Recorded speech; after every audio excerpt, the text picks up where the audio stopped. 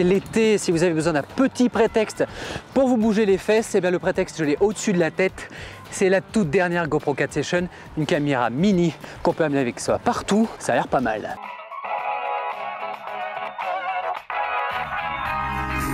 La nouveauté, comme vous pouvez le voir ici, c'est la taille et le poids de ce nouveau modèle qui s'appelle Hero 4 Session. Pourquoi la taille est un élément important? Si vous vous rappelez, ça c'est le premier modèle de la Hero HD. Ça c'est le tout dernier modèle avec la version LCD. Et vous pouvez voir que le profil bien plus effilé, bien plus léger de la caméra va vous permettre de les placer à l'intérieur des rayons d'un vélo, sur un casque avec une moindre gêne. Bref, pas de nouveauté technologique, mais une miniaturisation poussée presque à son maximum. Presque 2 fois plus petite que ses prédécesseurs, la Hero 4 Session a dans son ventre un petit secret, il n'y a plus de batterie amovible. Impossible au milieu d'une journée de changer la batterie et de repartir, car les ingénieurs avaient besoin de l'espace occupé par le carcan plastique des batteries pour gagner un peu de place et offrir un format 6 pocket.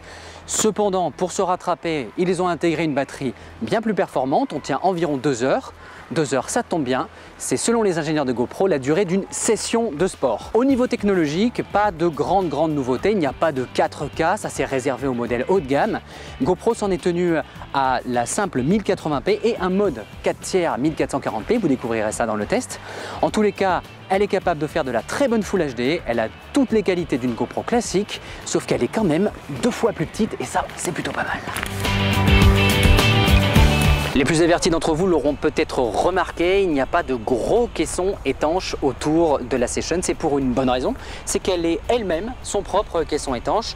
Elle n'est pas capable de plonger à 40 mètres comme ses grandes sœurs, mais elle peut déjà aller jusqu'à 10 mètres, ce qui est pas mal pour du snorkeling. Elle résiste bien évidemment aux chocs et aux immersions courtes.